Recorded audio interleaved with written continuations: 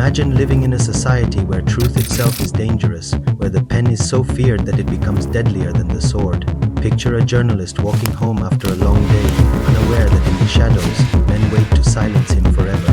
This is not a movie script. This is the real-life story of John Kituyi, a fearless Kenyan journalist who paid the ultimate price for speaking truth to power. John Kituyi was the publisher of the Mirror Weekly, a respected newspaper in Eldoret. For more than 30 years, he was a voice of integrity in journalism, a man who refused to play it safe. While others tiptoed around political scandals and corruption, Kituyi confronted them head-on. He believed journalism was not about pleasing the powerful but about exposing them. His work earned him both admiration and enemies.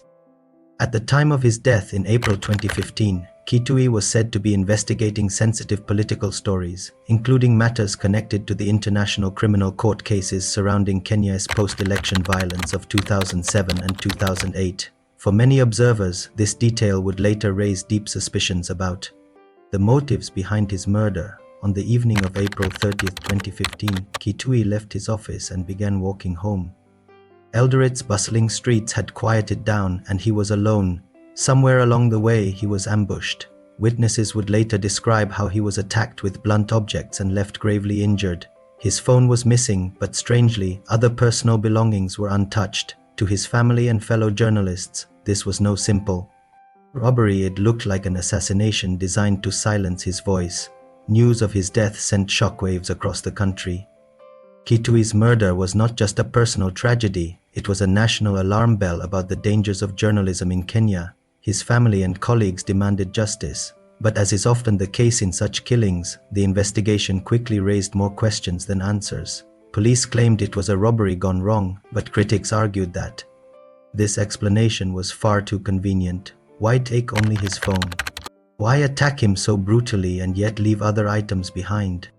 Was the phone targeted because it held sensitive information about his ongoing investigations? Despite initial arrests, the case dragged on without clear resolution. No mastermind was ever brought to justice. Human rights defenders and media groups repeatedly called for deeper investigations, insisting that Kituyi's work had put him on a collision course with powerful figures who wanted him silenced. Yet, like many crimes against journalists, his case faded into the background of Kenya's justice system, unresolved and haunting. But the story of John Kituyi cannot be understood in isolation. His murder is part of a much larger and deeply troubling pattern, the escalating violence against journalists worldwide. Every year, dozens of journalists are killed because of their reporting. The majority of these murders target investigative reporters, the very individuals who dig deeper, follow the money, and expose corruption, organized crime, and political secrets. According to organizations like the Committee to Protect Journalists, in over 80% of journalist murders, the killers are never punished. This culture of impunity sends a chilling message to the press. Your life is expendable and your truth is unwanted. In Kenya, the risks are pronounced. Reporters investigating corruption, land disputes, or political scandals often face harassment, threats, or physical attacks. Several journalists have spoken about being trailed by unknown individuals, receiving menacing phone calls, or even being assaulted by police officers or hired thugs. For example, in 2016, a year after Kituyi's murder, multiple Kenyan journalists reported intimidation after publishing stories on government corruption.